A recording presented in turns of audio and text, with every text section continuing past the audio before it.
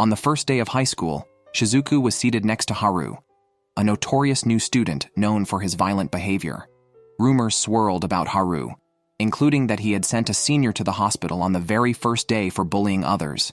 The bloodstain reportedly remained at the scene, sparking much discussion among students. After the incident, Haru was confined to his home for a month and hadn't been to school since. Shizuku, who had no interest in these matters, was focused on her passion for calculus. However, due to sitting next to Haru, she was tasked by their teacher to deliver study materials to him.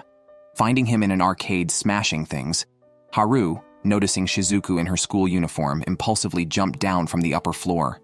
Shizuku left the materials at the front desk and turned to leave, only to be ambushed by Haru from behind some bushes. He suspected her of being a spy sent by the school, but she clarified she was just delivering materials. Hearing this, Haru was relieved and quickly considered Shizuku a friend, warmly bidding her goodbye. Shizuku had agreed to deliver the materials because the head teacher had tempted her with a math problem. Learning of Haru's gesture of friendship, the teacher hoped Shizuku could persuade Haru to return to school, revealing that the school had already lifted his suspension.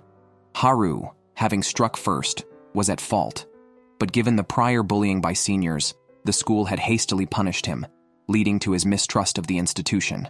Shizuku smiled and declined the teacher's proposal, wanting no part in further complications. On the way home, Haru suddenly pulled Shizuku aside, claiming to have found a stray dog nearby. Shizuku, not fond of animals due to a traumatic experience with a class pet in elementary school, was perceived as cold-hearted by her classmates. However, upon seeing the dog with a collar, she realized it wasn't a stray and helped return it to its owner. Haru then inexplicably dragged her to a meal where she met his so-called friends, a group of questionable characters who borrowed money under the guise of friendship. Realizing Haru's naive nature and his value for friendship, Shizuku recognized his desire to return to school, hindered only by his pride and the fear he believed others felt towards him. After stating that the hooligans were not true friends, Haru splashed his drink on her, calling her annoying. In response, Shizuku threw her ice cream at Haru and left. The next day, as soon as Shizuku arrived at school, the teacher asked if she had contacted Haru. He mentioned that Haru might be expelled if he didn't return to school soon. Shizuku, who isn't easily coerced, visited Haru's house after school. She informed the front desk that Haru would be expelled if he didn't come back. She planned to leave immediately but was invited to play a game by the front desk clerk. Before she knew it, she was standing in a baseball arcade. She overheard yesterday's troublemakers mocking Haru for not having money. Shizuku sighed, realizing these people weren't genuine friends. Just then, she saw Haru squatting nearby, who had also heard their comments. Shizuku was about to leave, thinking this was not her concern, but she confronted the troublemakers despite her fear. She told them that Haru considered them friends and they should learn to be sincere. The troublemakers were about to attack Shizuku when Haru threw one out. Afterward, Haru silently walked Shizuku home, keeping a few steps away and crying. Shizuku was at a loss for words, but a handsome guy in tears was indeed pitiful. She hugged Haru and told him he would make new friends eventually. Shizuku never told anyone that she had witnessed Haru fighting back against the bullies and thought he looked cool then. Haru mentioned that if Shizuku was at school, he would return. Moreover, he bluntly confessed his feelings for Shizuku, saying he liked her enough to consider marriage. Shizuku stepped back, thinking he might be confused about his feelings. Haru said he would understand once he made new friends, but he was sure he liked Shizuku. This wouldn't change even with new friends. The next day, Haru really did return to school but was too scared to enter the gate and asked Shizuku for help. A month later, while fighting back tears against bullies, he called to Shizuku, who seemed indifferent, to help him. Haru, lacking common sense about school, often made jokes and clung to Shizuku daily, preventing her from studying properly. The homeroom teacher, watching Haru cling to Shizuku destructively, shared his romance novels with Haru, who tried to imitate them.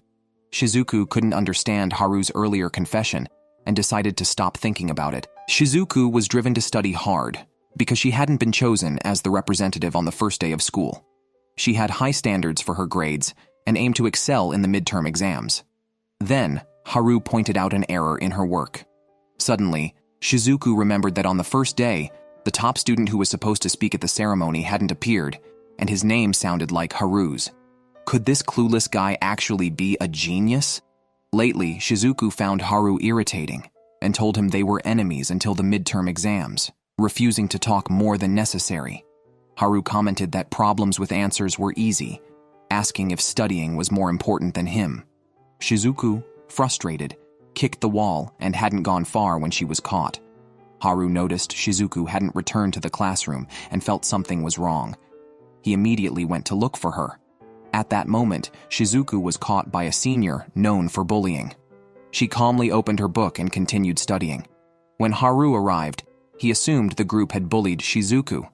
Despite her protests, Haru accidentally hurt her. Recalling the recent times he hindered her studies, Shizuku's anger surged, and she declared she would cut ties with Haru. This left Haru heartbroken, and he didn't show up after that. Later, Shizuku topped the midterms, but wasn't as happy as she expected. She sought out Haru and told him she didn't dislike him and appreciated his attempt to rescue her, even though he was the one who had hurt her. Haru was overjoyed and promised not to disturb her studies anymore, showing his consideration. Feeling guilty, Shizuku decided to treat Haru to his favorite imagawayaki and told him just being happy was enough. Seeing Shizuku's smile, Haru kissed her impulsively, commenting that it wasn't as thrilling as described in novels, but he still loved her. Their first kiss was unexpected, leaving Shizuku stunned. However, her quickened pulse was undeniable. She began to wonder if she had feelings for Haru. Shizuku had always been focused on academics and helped at home, but her concentration was slipping. Meanwhile, the homeroom teacher reminded Haru about a makeup exam.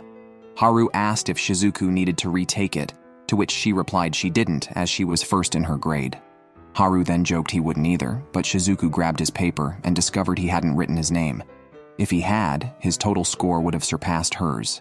The reality that Haru, seemingly unserious, was a top student was hard for Shizuku to accept, especially after that kiss. On their way home, Shizuku asked Haru if he liked her. He enthusiastically confirmed he did and would do anything for her, leaving Shizuku speechless. Soon after, they encountered a girl named Asako, who knocked over a trash can. Asako asked Shizuku for study help, but Shizuku flatly refused. Asako admitted her own stupidity, explaining she filled out all the questions but still failed. Asako chased after Shizuku and Haru, but after eating too much and running too quickly, she threw up. She mentioned she didn't eat much, which was popular among girls, and led to her being ostracized. Asako couldn't attend tutoring classes because she had an online friend group planning a meetup. Despite her situation, Shizuku still refused, chiding her for not studying properly. Asako felt like crying but didn't. Her emphasis on friendship touched Haru, so he decided to tutor her. In exchange, Asako needed to teach him how to make friends online. She agreed, warning Haru not to fall for her, as it would make her uncomfortable. Haru assured her that wouldn't happen. During the tutoring, Shizuku followed them unconsciously. She didn't even realize why she was there, but the atmosphere was filled with jealousy. Shizuku became upset and left. Suddenly, Haru appeared and asked if she had seen Asako. Shizuku felt uneasy and inquired about their study progress. Haru panicked, thinking Shizuku wanted to take his spot at the offline meetup. Shizuku was speechless, thinking neither Haru nor Asako needed to care about others' opinions or being disliked. Haru praised Shizuku's strength, but expressed fear of feeling empty inside. Now that Shizuku was around, he felt better. Seeing Haru's vacant look, Shizuku quietly left the tutoring session. She felt something was off, as she never used to care about such things. She began to question what Haru meant to her. With finals approaching, she couldn't focus on her studies.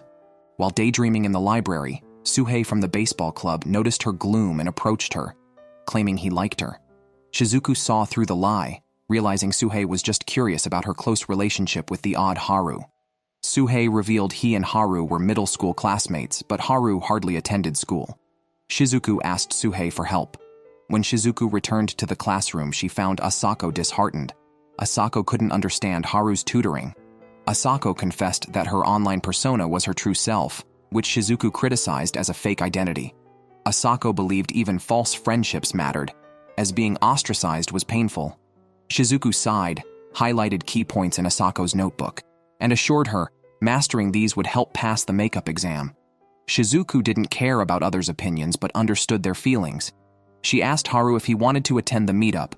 and he happily agreed. Moved, Asako asked if there was still time before the makeup exam tomorrow. Shizuku attempted to leave, but Asako held her back, saying once involved, she couldn't just leave.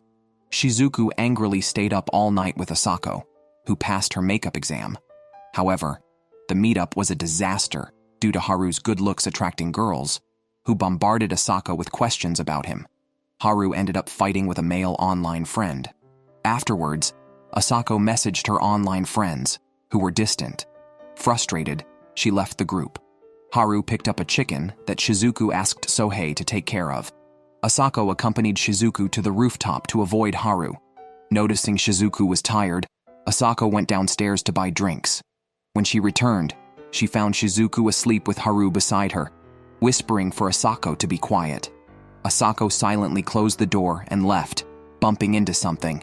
When Shizuku woke up, she found herself lying on Haru's lap and was quickly pulled back by him. Haru mentioned that Shizuku looked very tired and should rest. For the first time, Shizuku relaxed and saw the sky, which changed with her encounter with Haru. Therefore, she decided to be honest with herself and told Haru that she liked him. In a moment of impulse, Shizuku confessed, her face turning red. Haru asked if Shizuku wanted to be with him. Embarrassed, Shizuku joked it was just kidding, and Haru said that was fine too, leaving Shizuku stunned. Meanwhile, Sohei mentioned he could no longer keep the chicken because it scared his cat at home.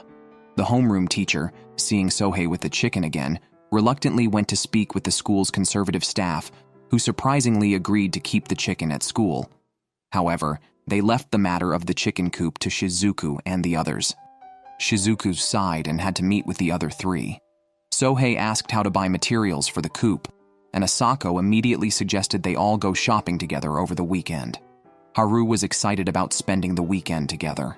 Shizuku, recalling Haru's words, felt her emotions were influenced by him. On the weekend, Asako and Sohei met first. Although Asako is lively, she's not good at interacting with boys. They went to Haru's house, where they saw a front desk guy giving another guy some money to keep him away. His face was unclear, but he looked handsome. Later, Shizuku hurried to Haru's house. Everyone teased her about her usual dress, but she didn't care. They then went to buy materials for the chicken coop. While picking materials, Shizuku encountered a group of delinquents she had scolded before who seemed to want trouble.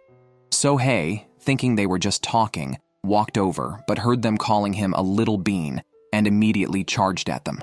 He then grabbed Shizuku and ran outside, realizing she was too slow. Sohei urgently called Haru, saying Shizuku was in danger.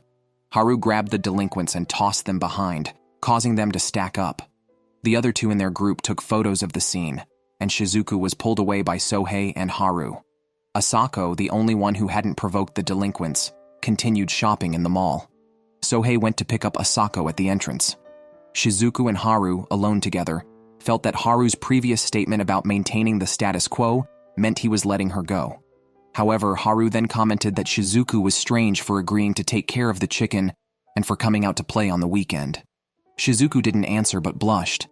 Later, Sohei and Asako brought the materials, and the four of them began assembling the chicken coop. Luckily, the front desk guy mentioned there was a saw in the backyard, and Haru quickly went upstairs to get it. He had just left when Shizuku and the others were approached by some delinquents. The four delinquents stated they had something to say, reflecting on being thrown out by Haru previously. They admitted their wrongdoing and initially wanted to apologize to Haru, but he had ignored them since. They asked Shizuku to help them connect with Haru. Shizuku told them to apologize themselves if they wanted to, as it was their own mistake. At that moment, Kenji from the group suddenly spoke up, suggesting that Shizuku must like Haru. Just then, Haru came down with a chainsaw. The previously thrown delinquent tried to flee, but Kenji grabbed Shizuku by the shoulder and was punched by Haru. The two started arguing. Sohei asked Shizuku what these people were here for. Shizuku sighed and told Haru that they came to apologize and offered to help build the chicken coop. Hearing they wanted to make amends, Haru's mood improved. Kenji mocked Shizuku, asking if she liked someone so simple and foolish. Shizuku realized that having others do tasks was indeed satisfying. Asako returned with ice cream and found the group had grown. They finished building the chicken coop, and Kenji, finding Shizuku happy, tried to chat again and got hit by Haru once more. On their way back, Asako mentioned that Haru's friends looked scary but turned out to be nice. Haru glanced at Shizuku. After Asako and the others left, Haru told Shizuku he was glad to have met her because all the events since their encounter were positive. Shizuku blushed, admitted her feelings for Haru, and suggested being honest rather than struggling alone. She mentioned that Haru might find it awkward since he had preferred maintaining the status quo. Haru confessed he also realized his feelings for Shizuku, which might not be what she expected, fearing she might dislike him if he spoke up. Shizuku said if that was the case, to forget her confession until Haru liked her back, as he had mentioned wanting to be by her side, so they should maintain the status quo for now. As Shizuku was about to leave, Haru suddenly received a call from the front desk that Misawa had gone to the arcade. Haru grabbed Shizuku, saying they couldn't go back today. Dumbfounded, Shizuku had to take Haru home first. Her father was confused to see his well-behaved daughter bring home a lively boy and reminded Haru to stay in the guest room, his final insistence. Shizuku then made fried rice for Haru, who appeared very happy. Meanwhile, Haru's brother Misawa entered the arcade, searching for Haru. Finding no trace, he asked his cousin to help make tea. Haru, bathing at Shizuku's house, noticed a shadow flash by the door and told Shizuku their house might have a zashiki warashi. Seeing him shirtless, Shizuku was slightly overwhelmed, planning to enjoy the view a bit longer. But he had already put his shirt back on. Shizuku kicked him towards the sofa, telling him to go to sleep in the guest room. The next morning, Haru said his house really had ghosts. He woke up to a child staring at him. Shizuku explained it was her younger brother. Haru then commented that Shizuku and her dad didn't look much alike. Her father was speechless, wondering how Haru could be so calm. After all, it was his house, right? When the final exam results came out, everyone was shocked that Haru ranked first in the grade. Shizuku was taken aback, vowing to study hard over the summer. Asako comforted Shizuku, saying her score of over 680 was already good, considering her own total was only 300. Looks like she would be taking summer classes again. Meanwhile, Haru was already fantasizing about where to go during the summer vacation. Shizuku went to see the homeroom teacher to discuss her scores because one question was about describing a breakup. Although Shizuku's answer wasn't wrong, it seemed a bit cold, so she received a low score, which was corrected only after she confronted the teacher. Speaking of breakups, Shizuku recalled being rejected by Haru. Technically, it was more than friends but less than lovers. This made Shizuku ponder why she fell for Haru. Just then, Haru called out to Shizuku as a girl's ball rolled over. Haru helped pass it back, and the girl seemed a bit scared. Shizuku sighed, saying Haru always glares at people and would be less intimidating if he just smiled more. She added that she really liked Haru's smile and then left, unaware that Haru was blushing intensely behind her. Remembering Shizuku's comment about liking his smile, Haru started smiling wherever he went, unintentionally becoming a heartbreaker. This charm made the girls realize that Haru was actually handsome. Soon, Haru became very popular at school, with many starting to talk to him. Haru felt it was all thanks to Shizuku, although his attitude hadn't changed, just his facial expression. Asako shook her head, remarking that Shizuku had shot herself in the foot. Seeing Shizuku looking somewhat down, Asako asked if she was jealous. Shizuku suddenly realized, "Am I really jealous?" Asako admired Shizuku's frankness. However, during the upcoming sports competition, Shizuku was surprised at how athletic Asako was. Everyone noticed Haru's newfound popularity. Sohei wondered if Haru could keep it up, considering he hadn't attended school much in junior high and had started high school by getting into a fight. He also noted that Haru used to look quite scary. Shizuku was curious why Sohei cared so much about Haru, since they had never spoken before. Sohei said he owed Haru a favor. At that moment, Haru was surrounded by female classmates. The class president, Chizuru, came over to tell them to move equipment. The girls were reluctant, so Chizuru went to move it alone. They mentioned they didn't really consider Chizuru a friend. Haru pondered this. After the activity, Haru found Chizuru moving equipment alone. She accidentally bumped into someone, who then scolded and kicked her. Haru couldn't stand it and intervened, only to be mocked by the group. Angered, he fought them, hitting them hard. Both Chizuru and the bystanders were frightened by Haru's fierce response. Just as Haru was feeling desperate, Shizuku suddenly appeared and asked what happened. At that moment, the teacher hurried over. Shizuku immediately grabbed Haru and they ran away. She never imagined she would one day actively avoid a teacher. Haru asked Shizuku if he had done something wrong, recalling a similar childhood incident where he was shunned by those around him. Shizuku said she wasn't sure if Haru was wrong, as she couldn't judge his actions. But she confidently stated that Haru was a very gentle person. Haru calmed down instantly, and Shizuku believed that everyone would eventually see Haru's kindness. Haru called Shizuku a hero and wiped the dust off her forehead.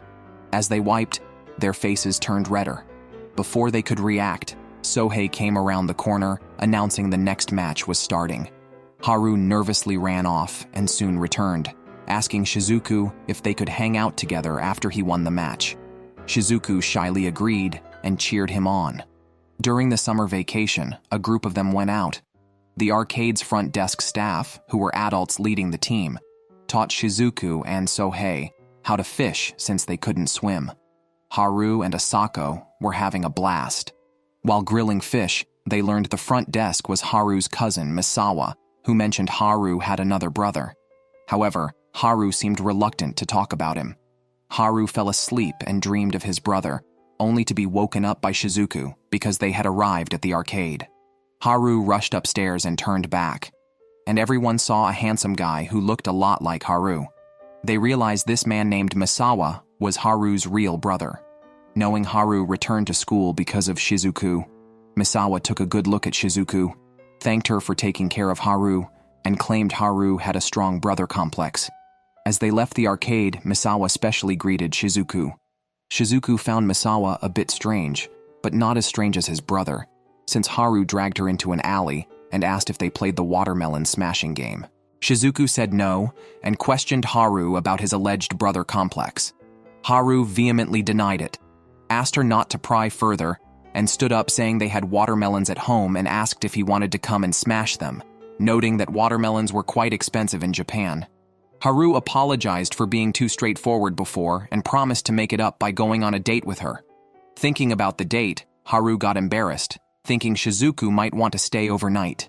Misawa teased, suggesting Haru cancel any nighttime plans to not scare Shizuku.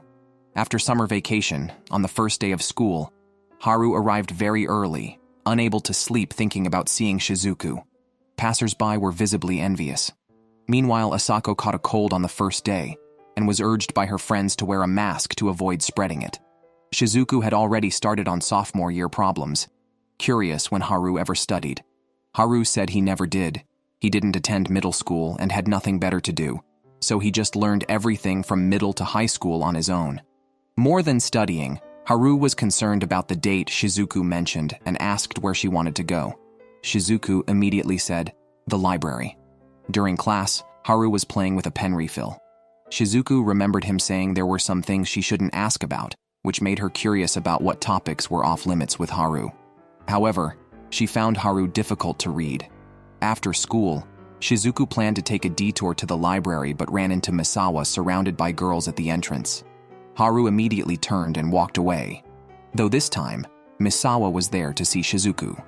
Haru hid and then remembered he had left Shizuku behind.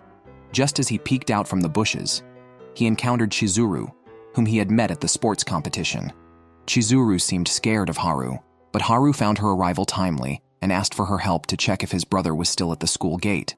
Chizuru said he wasn't there.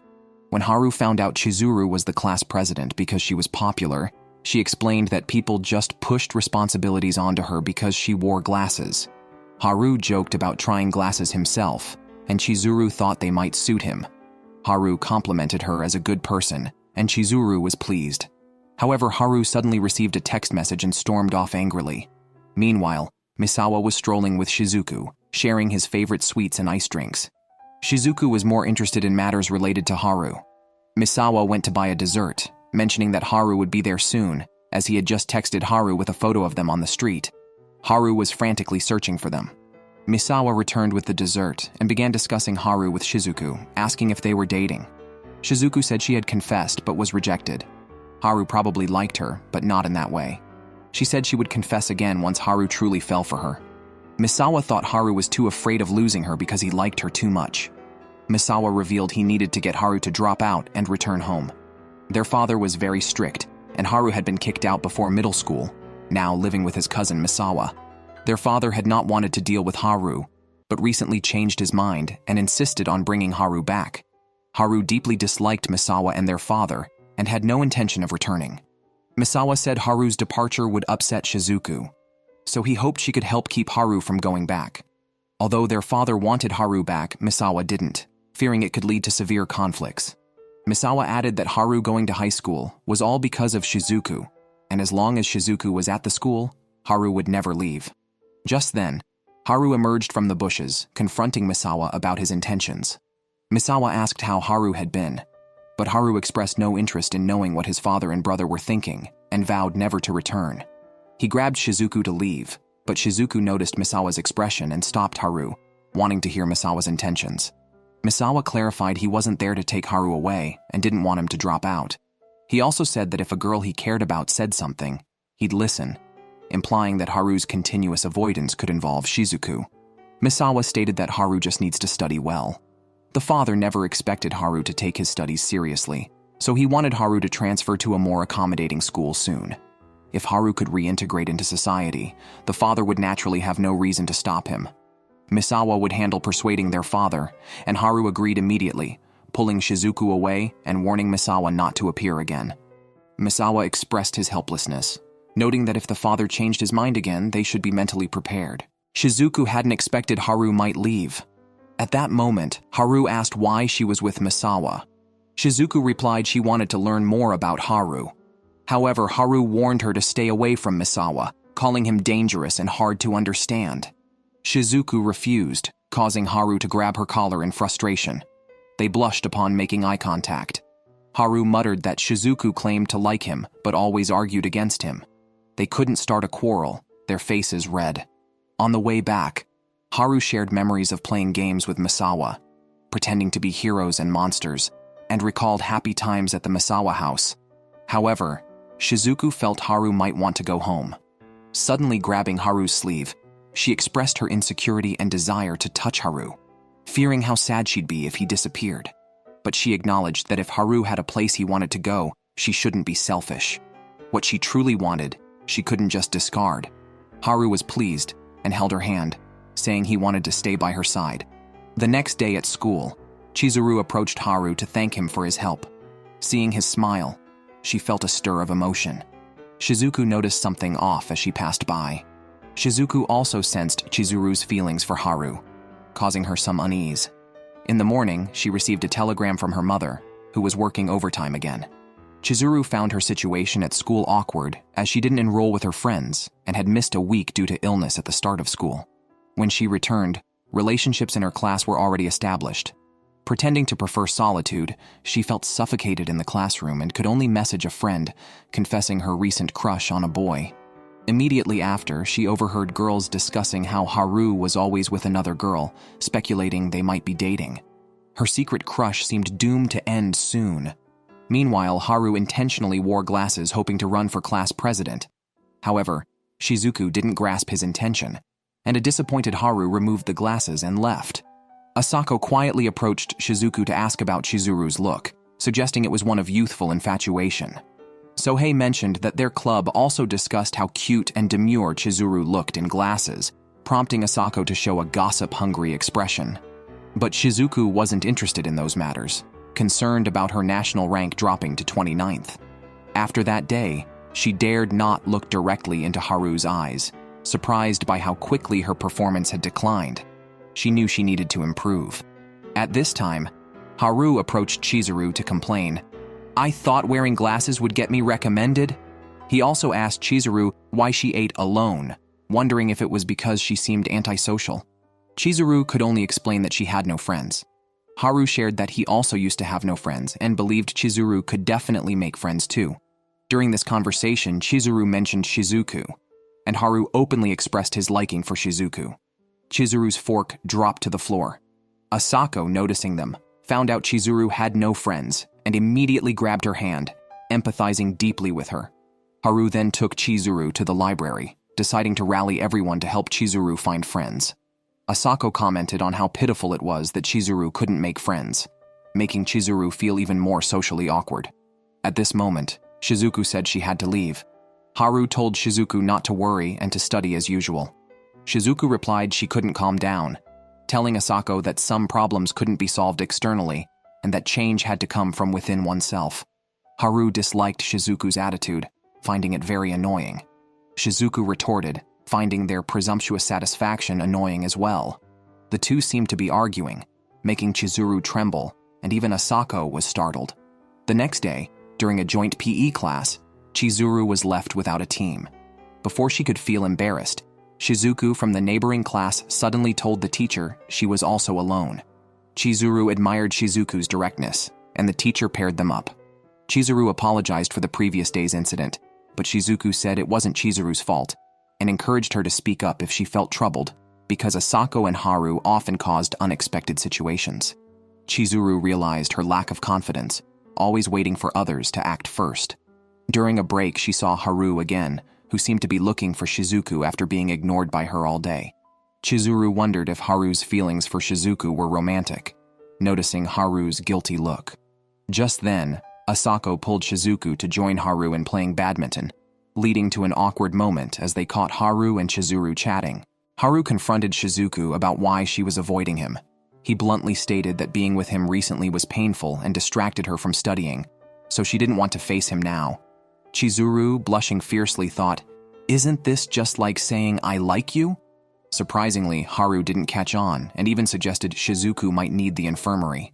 An agitated Chizuru stood up to object, exclaiming that Shizuku obviously had special feelings for him and questioned why he hadn't noticed, asking if he was even a man.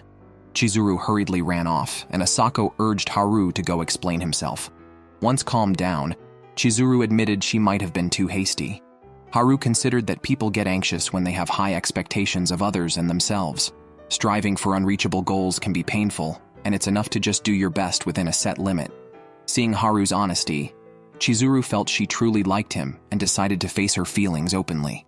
On the other side, Shizuku recalled being called cold-hearted as a child, yet she too had favorite animals. She wanted to go with her parents to buy goldfish at the festival, but her mother was always too busy.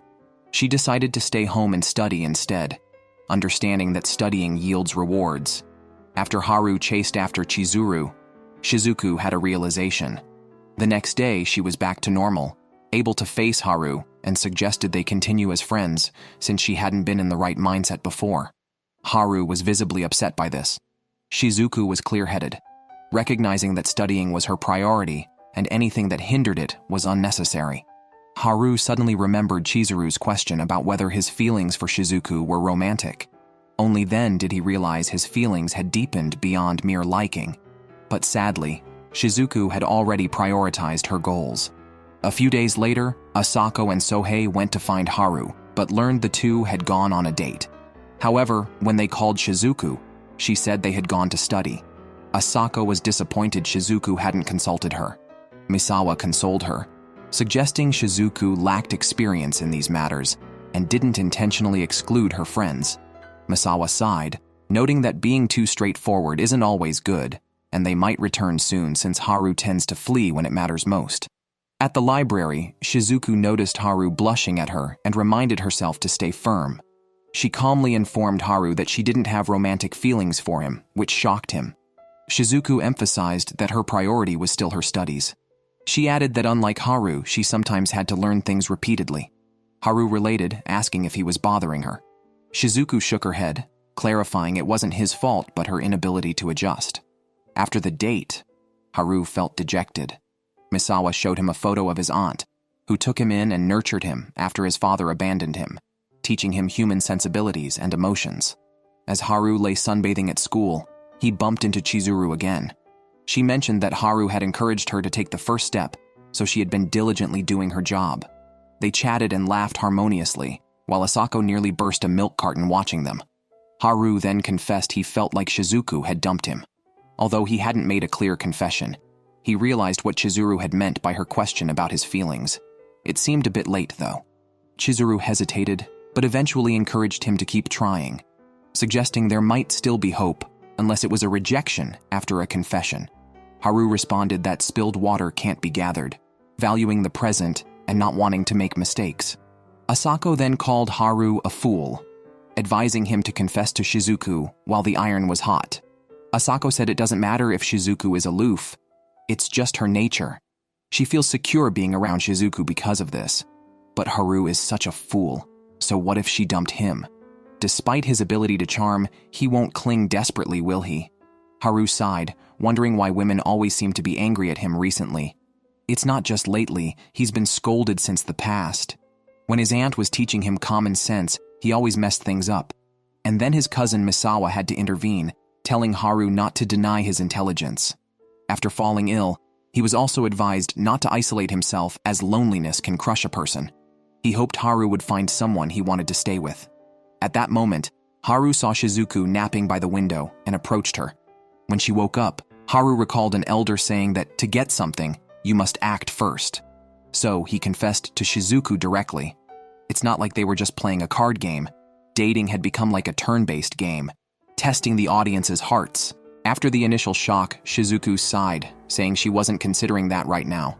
Haru said it was fine, he just wanted to be by her side. He almost succeeded again. Haru asked Shizuku if she wanted to date since she had said before that they could if she fell for him. Shizuku replied that was in the past. They argued for a while, and Shizuku felt Haru was a bit dangerous recently. After the grade exams, Haru said he had tried harder this time. An irritated Shizuku vowed to beat him next time. Watching her walk away, Haru followed, smiling. By the way, Asako had to retake the exam again, making one wonder how she even got into this high school. Shizuku also attended tutoring classes, sitting next to a student from a prestigious high school who was actually Kenji from a delinquent gang. However, Shizuku didn't remember his name. With the school cultural festival approaching, Shizuku gave Haru a ticket for the festival. Haru took the opportunity to kiss her hand. Shizuku warned him not to come close without her permission. Haru was upset, feeling Shizuku was avoiding him after his confession. Shizuku said she was preventing him from taking liberties and asked him to keep a 2-meter distance so she could concentrate.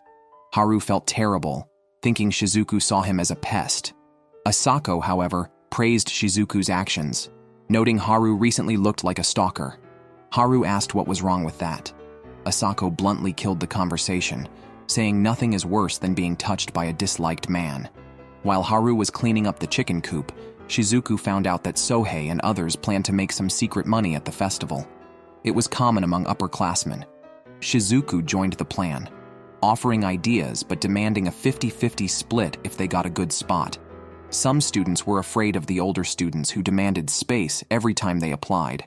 Haru, overhearing the plan, suggested dealing with such people by fighting them directly. On the day of the position application, Shizuku directly requested the spot by the first-floor entrance. As expected, a senior from the 3rd grade was displeased. Haru, boldly putting his legs on the table, declared, "First-floor entrance, any objections?" Haru showed Shizuku a naive smile, which made the 3rd grade students think he was easy to provoke.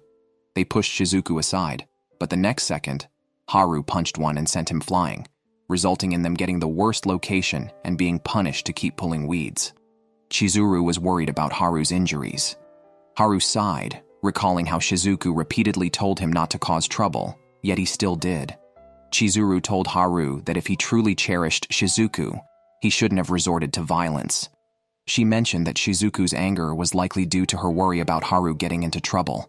This moved Haru, who thought he had upset Shizuku by ruining what she wanted to do. After helping Haru realize this, Chizuru doubted her own affections, seeing Haru as foolish. At that moment, Haru stopped Chizuru and told her that her previous despair was unnecessary. He believed Chizuru was a good person. Chizuru revealed her real name, Chizuru, to Haru. Shizuku witnessed their entire conversation but didn't intervene. Later, Shizuku was tasked with buying items for the cultural festival, with Sohei and Asako accompanying her. She decided to take a detour to her tutoring class. Along the way, they saw Kenji and his gang bullying other students. Sohei and Asako were surprised that these delinquents were also high school students. Kenji grabbed Shizuku, asking if she was also there to check grades, and learned that she and Haru were not dating because Shizuku wanted to focus on her studies. Kenji commented on how boring Shizuku's life was, to which she replied that what Kenji and his group did was equally boring. Kenji thought those people were truly mediocre, finding it amusing to watch those dumber than himself. Shizuku admitted that looking down on others from a higher position felt good, especially since her grades were above Kenji's. Seeing her grades peak again shifted Shizuku's priorities towards Haru, though she felt she should value her studies more. After leaving the tutoring class, they found themselves asking Asako for festival tickets. Asako had already promised them to other friends, and Sohei had given all his away. Shizuku sighed and gave her tickets to the group, knowing Haru would have done the same. Shizuku also sought out Haru, passing on a gift from Asako and telling him she wouldn't fall for him. Haru asked why she was so sure. Shizuku said it would be unfair to give him hope knowing her answer. Haru insisted he would change her mind, and he carried her bag, attempting to take advantage, but then remembered Asako's words and restrained himself. Looking up, he saw Shizuku's face flush red, and Haru himself blushed. Shizuku grabbed her bag and ran upstairs, telling herself she was right but unable to calm her heart. Haru, thinking of Shizuku's cute expression, couldn't hide his smile. Shizuku's class organized a haunted house for the cultural festival. 3 delinquents visited, and after Shizuku guided them inside, she left. As soon as they entered, Haru splattered them with fake blood. They insisted that Haru introduce them to pretty classmates, so he led them to a chicken coop instead. Meanwhile, Shizuku felt herself wavering repeatedly in her interactions with Haru, which was unlike her usual reasoning. While pondering this, Kenji emerged from the woods, refusing to admit he was lost until he came out a second time. Shizuku didn't expose him, and instead asked if he wanted to join them when Asako arrived. Just after leaving the backyard, they found Haru near the chicken coop. Curious about Kenji's presence with Shizuku, Haru became furious when Kenji hugged her, questioning why Kenji could be close when Haru couldn't approach her within 2 meters. Kenji sarcastically claimed he was entitled to, provoking Haru to punch him. However, Kenji dodged, and Haru accidentally hit Shizuku instead, leaving everyone shocked. Shizuku then declared that Haru must stay away from her within a 2-meter radius. Upset, Shizuku left. Asako tried to mediate, but Shizuku confessed she felt manipulated by Haru's childish behavior, yet couldn't let go of him. Asako intended to give relationship advice, but Shizuku revealed she believed Haru was with her, just to avoid loneliness, and it was merely a coincidence she was the one by his side. Asako felt Shizuku didn't trust Haru's feelings, noting it's normal to develop feelings for someone you rely on. Shizuku admitted she had feelings for Haru, but declared it was none of Asako's business, hurting her. Overhearing this, the 3 delinquents blamed Kenji for the trouble. Kenji approached Shizuku, suggesting she couldn't let go of Haru because of her expectations, making her somewhat cruel for having expectations, yet being unable to reciprocate them. Reflecting on her words to Haru and Asako, Shizuku realized she might have hurt them. Kenji noted that loneliness stems from having someone to feel lonely about. Impressed, Shizuku complimented Kenji, making him slightly embarrassed. At that moment, Kenji saw Yoshida and quickly pulled Shizuku into a classroom, accidentally knocking her over. It turned out the Yoshida brothers and Kenji were schoolmates, and Kenji was clearly afraid of Yoshida, but wouldn't admit it. Shizuku criticized his pride as potentially dangerous. Shizuku asked Kenji to back off, and he quickly complied, asserting he had no interest in her. Just then, noise came from the door, and Kenji pulled Shizuku into a corner to hide. To their surprise, Chizuru and Haru entered, turning the situation into a dramatic scene. Haru rushed into the classroom, scared by Yoshida. After calming down a bit, he asked Chizuru, "What if I suddenly say I like you? Will you hate me?" Chizuru blushed instantly.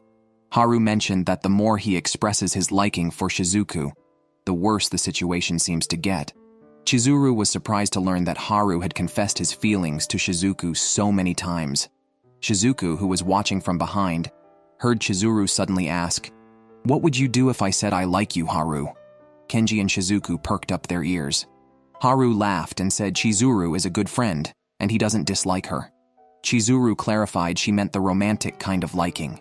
Shizuku sighed, ready to leave the classroom, as the conversation was not meant for their ears. Kenji suddenly hugged Shizuku, just as Haru spotted them. Before any conflict arose, Yoshida, the top of the food chain, appeared. On the other side, Asako was upset about being called irrelevant by Shizuku, but didn't want to hold a grudge because fights could end friendships among girls. Misawa comforted her, saying it wasn't true, and what mattered was whether Asako wanted to be friends with Shizuku. Asako mentioned Shizuku was her first friend, and she didn't want to lose that. As they chatted, Sohei arrived and noticed Asako in tears, sensing something was wrong. Seeing Yoshida, Haru instinctively took Chizuru hostage. Many students gathered around, reminding Haru of a childhood incident. At that moment, Shizuku called out to Haru, who then released the class president and ran out of the classroom. Yoshida wanted to talk to Shizuku, but Kenji stood in front of her. Yoshida recognized Kenji as the boy from elementary school and handed Haru's shoes to Shizuku, escorting Chizuru back to the classroom. Then, Kenji met up with the three delinquents. Shizuku, carrying the shoes, found Haru and told him to think before acting if he felt regretful. She called him foolish for always making mistakes and admitted she was also quite foolish, thus lifting the 2-meter restriction. They smiled at each other. Haru said he needed to apologize to Chizuru. Shizuku nodded, stating that acknowledging one's mistakes is the first step to correcting them. Therefore, Shizuku also apologized to Asako, admitting her words were too direct and had hurt her. Asako was happy, asserting that she and Shizuku were friends, not irrelevant. Seeing Shizuku smile, Asako burst into tears. Meanwhile, Haru emerged from the bushes holding a chicken, and Sohei hurried to the scene, reminding them to return to help with the class activity. This reminded everyone that their class event was not yet over. After a busy day, Shizuku washed her face and saw Haru sleeping around the corner. She instinctively reached out to touch his hair, but he grabbed her hand. Haru expressed his confusion about Shizuku's thoughts, mentioning that despite saying she has no romantic feelings, her actions suggest otherwise, leaving him unsure whether to approach or retreat. Shizuku realized Haru was serious all along, but she was avoiding the issue. She admitted to also pondering over their relationship, worrying about becoming too obsessed with Haru and neglecting her studies. However, she acknowledged that she usually resolves issues through studying. Haru realized that his real rival was always Shizuku's studies. Expressing her unwillingness to give up on her studies, Haru hugged Shizuku tightly, both of their hearts racing. Shizuku asked for more time to figure out how to handle their relationship.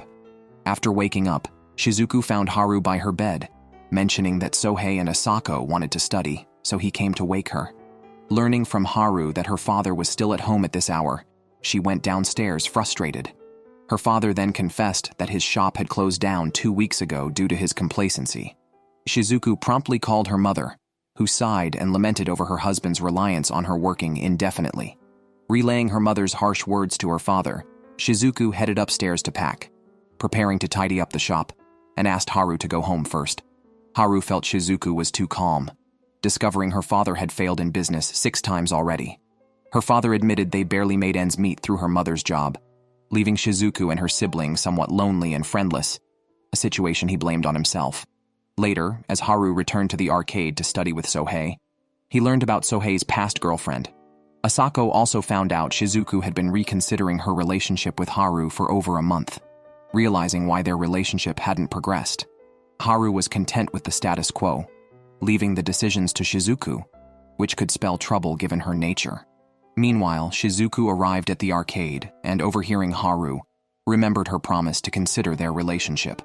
Busy lately, she had forgotten, making her feel slightly guilty. She pulled Haru aside for a chat, criticizing her father's attitude and expressing a desire to work early like her mother. Shizuku said there was once a large tank at home, intended for goldfish. She read many books and was well prepared, but never ended up bringing the goldfish home. Shizuku always felt regretful, later concluding that not expecting from the start prevents disappointment. She then realized she might have been feeling lonely at that time. At this moment, Haru grabbed Shizuku's hand, offering her something. Shizuku instantly understood what Kenji meant, feeling lonely because that person exists. However, when Haru took her to the river to fish for crayfish, Shizuku stayed silent, turning to the nearby library instead. Meanwhile, Kenji was there searching for a book, having asked the front desk several times due to getting lost. After finally finding the spot, he turned and saw Shizuku reading. Knowing the type of book he was looking for, Shizuku recommended one to Kenji, mentioning she wanted to see him. Kenji thought Shizuku was too straightforward. While chatting, they discussed Haru. Shizuku mentioned her resolve to face others properly after talking with Kenji.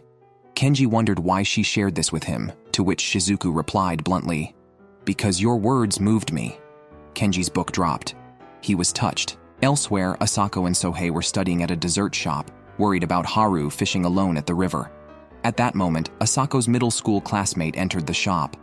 Being attractive and gentle, Asako often received confessions in middle school, including from boys some girls secretly liked. They thought Asako intentionally got close to boys, which was why she struggled to make friends, fearing a repeat of the past. The classmate recognized Asako, pointing and making mocking comments. Sohei felt something was off, but before he could react, Asako began apologizing incessantly, looking very nervous. Just then, Misawa appeared, looking somewhat fierce, which scared the classmate away, and Asako felt a spark.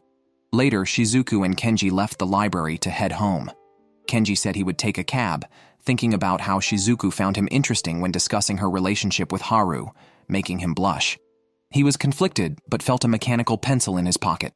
Shizuku's pencil he had forgotten to return. On the bus, Shizuku reflected on Kenji's words. She usually viewed things and people in binaries, either not to waste time on unclear matters, or to never give up once started. But Kenji disagreed. Shizuku got off the bus and saw Asako at the river. Haru had been there half the day, then got distracted by other classmates, forgetting his original goal. Though he didn't catch any crayfish, he promised to find something better for Shizuku. Shizuku sighed, realizing she still held expectations for Haru's words. Kenji, preparing to take a taxi home, saw Shizuku by the river and stopped the cab to return her pen, intending to sever their ties afterward. However, seeing Shizuku chatting and smiling with Haru made him hesitate. After Shizuku left with Asako, Kenji tossed the pen to Haru on the shore, asking him to return it to Shizuku, claiming they had just met by chance at the library. Haru directly asked Kenji if he liked Shizuku, to which Kenji angrily retorted, "What if I do?" and walked away before Haru could respond. Christmas was approaching, and Asako decided to organize a party. Haru was unusually aggressive towards any male creature. Shizuku had something to discuss with Haru, but hesitated seeing his state. They went to a fried chicken shop and ran into Kenji's group. Learning about the party, a foolish duo insisted on attending despite Asako's refusal, claiming their delinquent status as reason enough. Shizuku, seeing they would come anyway, asked Kenji and another guy with glasses if they wanted to attend. Kenji initially planned to decline, but Haru spoke first, forbidding him from coming. Kenji challenged Haru, asking why he couldn't come. Haru mentioned Kenji's previous confession of liking Shizuku. The room went silent until Kenji blurted out he was joking, which relaxed Haru, and they joyfully continued their outing. Kenji, frustrated, crushed a paper cup and muttered about Haru's tactlessness. When Shizuku approached to ask him for the participation fee, Kenji and the guy with glasses promptly paid, though Kenji continued to grumble about not liking such a woman, which made Asako increasingly suspicious. The party was held at Misawa's arcade. Asako blushed seeing Misawa, while the delinquent duo was fearful due to a previous threat from Misawa to break their legs if they caused trouble again. Despite the threats, Asako still blushed at the sight of Misawa. Asako then called Sohei to hurry over for the event. Sohei, before leaving, ran into Chizuru, who was about to give up but ended up joining after Sohei's invitation, mentioning, "It's more fun with more people." Upon arriving, Sohei and Chizuru saw the delinquents eating cake. Nearby, Kenji asked Shizuku what she planned to do about her love rival Chizuru, to which Shizuku replied Chizuru was just unrequitedly in love with Haru, and it didn't concern her. Kenji sighed, noting such confidence only comes when one is sure of themselves. Asako prepared to cut the cake. Misawa attempted to help, but was avoided by Asako. Misawa thought he was disliked, but Sohei knew Asako's heart fluttered whenever Misawa tried to help, calling Misawa cunning. Misawa believes that Haru has come this far thanks to Shizuku changing him. After the party, everyone was in disarray. Chizuru felt she couldn't fit in, but Shizuku was already studying vocabulary nearby. Misawa told Chizuru to just enjoy herself and intervene if Haru acted foolishly. At the party, it was revealed that Haru attended an elite academy in elementary school, the same one as Kenji. Haru had caused a disturbance there, known as the Bloody Mess Incident, and was expelled. Haru said he didn't remember much from elementary school, but it didn't matter now with Shizuku around. His actions added 2 more broken hearts to the city. Chizuru noticed Shizuku holding a flyer for a tutoring class. Chizuru had enrolled in the regular class, while Shizuku was in a special remedial class. Kenji also mentioned he had enrolled in the same special class, which ran non-stop until the new year. Haru gave Kenji a strange look and rushed to ask Misawa for tutoring fees. Misawa said it was unnecessary since Haru was already smart, and they were short on money. Kenji was confused about what he was competing for. Shizuku, slightly blushing, told Kenji that after their last conversation, she decided to have a serious talk with Haru in the next few days. Kenji thought Shizuku's decision was too hasty. Asako saw their conversation. During the party, Asako pulled Kenji aside, asking him not to interfere with Shizuku and Haru. She told him loving Shizuku was futile because Haru was unbeatable. At that moment, Chizuru appeared from behind a door. Kenji asked Asako what use there was in telling him this when Chizuru had confessed to Haru at the cultural festival. Chizuru was embarrassed, and Asako didn't know what to say, only that Chizuru's self-awareness was fine. Chizuru was deeply hurt, prompting Asako to quickly comfort her. Meanwhile, Haru, not seeing Shizuku, searched for her down the emergency exit. Kenji was on the phone with the tutoring school when Haru approached him. Kenji suddenly asked Haru if he wanted to be friends, offering to step aside from Shizuku in exchange. Haru refused bluntly, saying he didn't need friends with Shizuku around. He claimed he found Shizuku first. Kenji then challenged Haru, asking what if Shizuku liked him more. At that moment, Haru reached out as if to push Kenji off the second floor, just as Shizuku passed below, saying she was going home. Haru immediately went downstairs to see Shizuku off. Before leaving, he warned Kenji not to make a move on Shizuku. Kenji watched them leave, looking somewhat desolate. Haru mentioned that Shizuku's hair strands reminded him of a spider silk given to humans by a god in a novel, a lifeline for humans. Haru walked Shizuku to the stairs and asked if she could skip the tutoring class. He said her grades didn't require it and mentioned that Kenji would be there too, which wasn't safe. Shizuku asked if Haru was jealous, and he openly admitted it. Sighing, Shizuku grabbed Haru's hand, intending to clarify things. She directly confessed her liking for Haru to reassure him, which made Haru smile. He then asked if she was planning not to attend the tutoring class, which left Shizuku speechless. The next day, Haru was persistent in stopping Shizuku from going to the class, which infuriated her. She told him that giving her security didn't mean he could hinder her studies. Kenji smiled and followed Shizuku out, reflecting on how lucky it was that Haru was a fool, almost ruining a sure win. While studying together, Kenji wanted to get closer, like inviting Shizuku to lunch, but she brought her own lunchbox. Kenji was very satisfied with his life. Wealthy family, handsome, popular, and highly anticipated by those around him.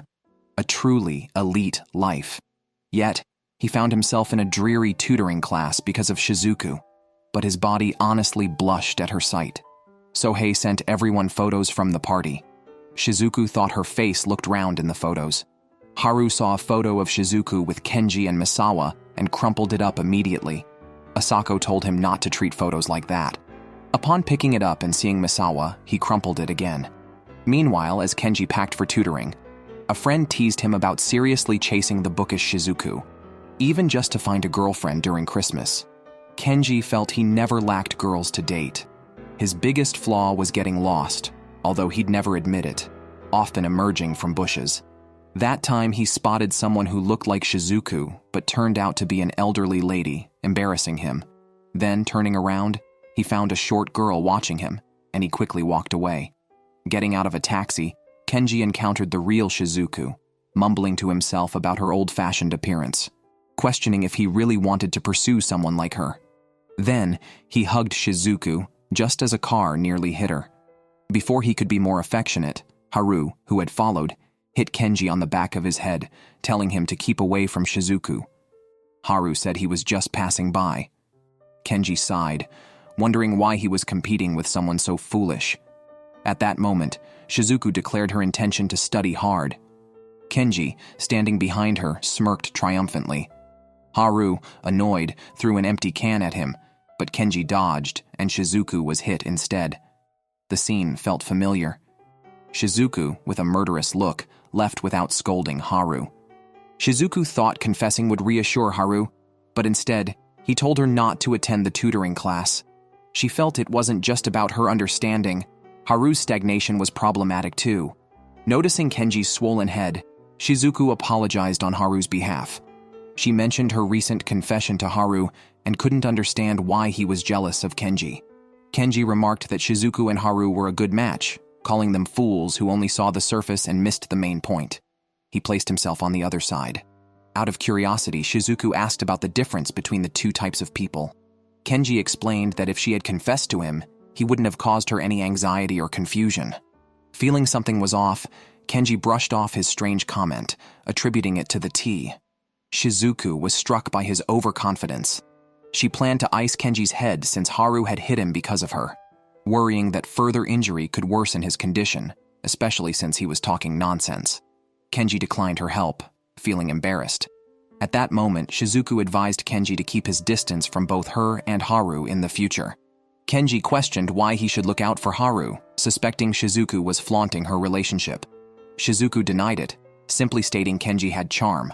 Kenji appreciated the direct compliment, but his pride was short-lived as he encountered Miyama, Chizuru's best friend, again. Kenji got lost once more, emerging from bushes to find Haru squatting at the stairway entrance, who he criticized for being a stalker. Recalling a past incident where Haru almost pushed him downstairs, Kenji felt uneasy about being alone with him. Haru offered to show him the way, reminding Kenji of their elementary school days when Misawa always followed him around. In high school, Kenji avoided fights and found the delinquents boring. Meeting Haru there, who looked frightening, Kenji noted Haru had changed. Haru disagreed, attributing the change to Shizuku's influence and progress. He confessed his fear of being left behind by Shizuku, and even had extreme thoughts of harming her to keep her close. Kenji criticized this as too drastic. Haru admitted he couldn't harm Shizuku, seeing her as a divine lifeline. After putting Kenji in a taxi, Haru smilingly warned him that while he couldn't harm Shizuku, he wouldn't hesitate with others. Kenji frowned, kicked Haru, and told him to stop the threats, realizing Haru was jealous of him. At that moment, Haru remembered his relationship with his older brother Yoshida.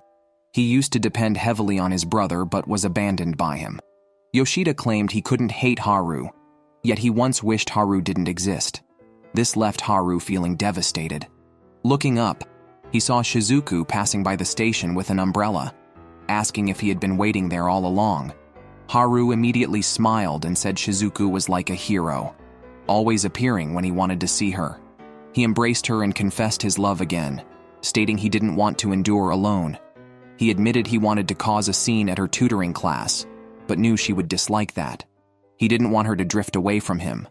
Shizuku thought expressing her feelings would reassure Haru, but somehow they still couldn't connect. She felt something was off track, but didn't know how to fix it or find the right answer. Meanwhile, Asako arrived at the arcade with an umbrella. She was there to deliver something to Sohei, but blushed upon seeing Misawa. While there were many people playing games around Sohei, one boy was pushed forward, seemingly to confess to Asako. However, the laughter from the other boys made her uncomfortable, and she turned to leave. Sohei caught up with Asako to apologize, explaining the boys meant no harm.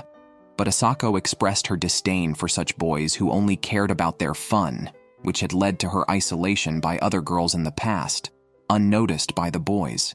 Sohei thought it trivial for girls to fall out over such things, suggesting he underestimated female friendships.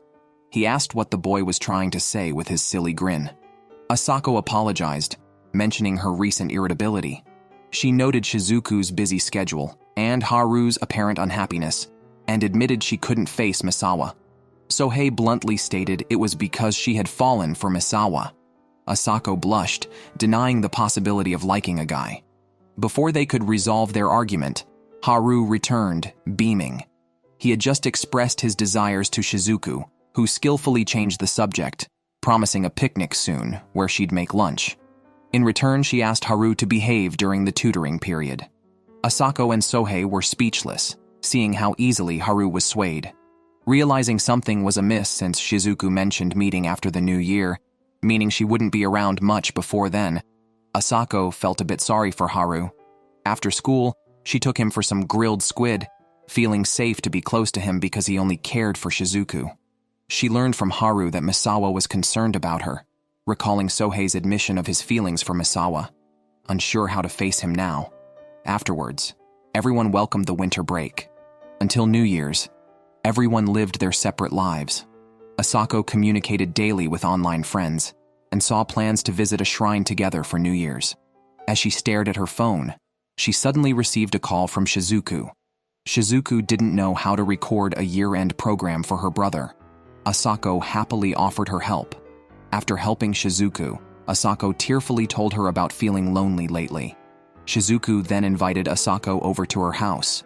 Asako also brought Haru along and personally helped Shizuku with the video recording. Shizuku's father took her brother to their grandmother's home, and Asako decided to stay over at Shizuku's to welcome the new year together. Haru told Asako that if she felt lonely, she didn't have to endure it alone and could join him at the arcade. However, Asako felt that if the two were really dating, she shouldn't disturb them. After a hearty meal, the three fell asleep. In the early hours, Asako received a call from Sohei, who found out she was with Shizuku. He suggested they all go for a New Year's shrine visit together. Haru and Asako were happy, but Shizuku felt like it was just wandering around at midnight. Asako assured her it was a New Year's tradition and no problem. At the venue, Haru tried to contact Sohei but couldn't get a signal due to the crowd. The three decided to see how it went. Meanwhile, Kenji and his friends were at the New Year's shrine visit and got into a confrontation. Kenji disliked the troublemakers and was teased by a friend for being weak in fights, yet acting tough. Just then, Haru appeared and helped his friends in the fight. Kenji, realizing Haru was there, deduced Shizuku must be nearby. He rushed off to invite Shizuku for a meal, which she declined, handing him money for her share. Asako rushed over to ask Shizuku to help calm Haru down and turned to Kenji, dismissing his tricks as ineffective on Shizuku. Kenji understood Shizuku preferred straightforwardness, but he was too proud to speak as openly as Haru. Meanwhile, just as Shizuku was about to pull Haru away, she got inadvertently hurt again. Soon, they encountered Chizuru and her friend Miyama. Chizuru suggested drawing love fortune slips. Except for Haru, who drew a lucky lot. The others drew misfortune. Asako noticed Chizuru kept looking at Haru and wanted to advise her to move on, but knew feelings can't be forced. She herself thought of Misawa, but didn't want to admit having feelings. Then they ran into Misawa and Sohei's group. Asako felt embarrassed. They decided to watch the sunrise from the arcade's rooftop. Misawa, shivering in the cold, remarked on the resilience of youth. Sohei's friend felt sad as Asako ignored him. Misawa noticed Asako's mood and knew about her near-confession experience. He mentioned that teenage boys can also be sensitive and suggested just being friendly without harsh feelings during the festive season. Asako realized she could actually communicate with Misawa. She directly stated she disliked boys, especially those who tried to pursue her. Misawa, however, said he quite liked girls. When Asako asked if he wanted a girlfriend, Misawa silently shed tears, saying he would think about relationships after clearing his debts. Yet, he felt love could be a good opportunity to mature and make significant changes. Asako initially thought she was content just hanging out with Shizuku and the others, with no one getting hurt. Misawa pointed out that such a perfect world doesn't exist. At that moment, Asako suddenly asked if she could mature alongside Misawa. This was essentially a confession. Misawa's cigarette ash fell to the ground, but he remained silent. Meanwhile, Sohei, standing behind the door, heard their entire conversation clearly. Unbeknownst to Asako, Sohei had called her during the New Year's celebration. She missed his first call but managed to take a photo of Shizuku and Haru. At this time, Shizuku and Haru were watching the sunrise. Sohei noticed that Asako had already left the building. Misawa sighed, acknowledging that he was past the age of being openly excited. The noisy New Year had passed, and peaceful daily life resumed. After New Year's Day, Shizuku hadn't seen Haru for a few days. While contemplating about Haru, he suddenly appeared through her window, searching for something very important. After realizing Shizuku didn't know, Haru hurriedly left, but his phone was left at her place. Haru's next target was Asako, although she was clueless about what he was looking for. It seemed he was enigmatic. Right after Haru left, Asako found equipment he had dropped. Haru then went to Sohei and also left equipment there. The call then went to Shizuku. She mentioned that Haru left his phone at her place and seemed to be searching for something. Sohei said he would bring the equipment over later and asked Shizuku about her plans. Elsewhere, Kenji and his group visited an injured friend. Just as they went downstairs, they saw Haru climbing over a fence, warning them about a wild boar nearby before running off. Kenji, seeing a dropped key and gloves on the ground, wondered what Shizuku saw in Haru. Asako, carrying the equipment, went to the arcade to return it to Haru, but found no one there. Misawa had left a note saying he would be out that evening. There, Asako met Shizuku, who had come to check on her. Shizuku, hearing Asako would stay there, handed her phone to Asako to pass on a message. She also noticed Asako seemed off, but didn't ask further.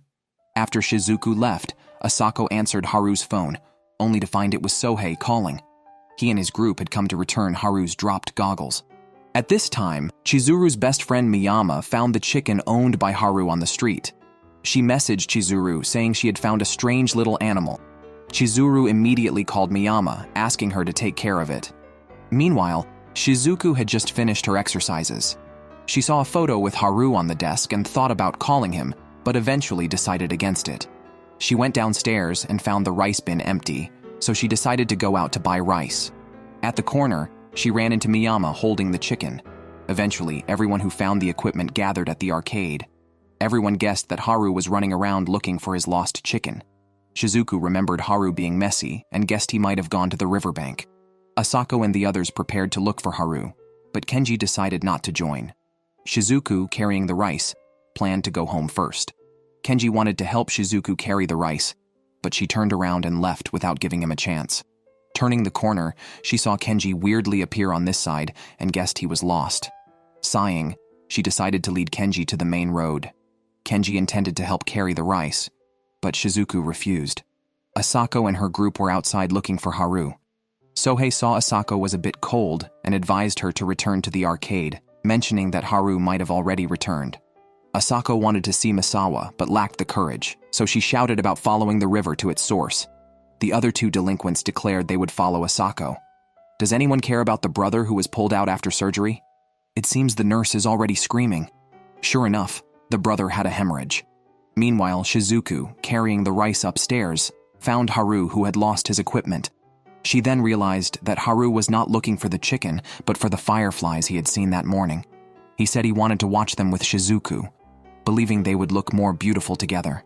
Shizuku smiled helplessly and told Haru that everyone was worried about him. Haru put his hat on Shizuku's head and picked up the rice. Shizuku felt Haru was too lively, and sometimes she couldn't keep up with his bright and cheerful personality. The two actually saw the fireflies. She didn't know when she could be as open and happy as Haru, but for now, this was quite all right.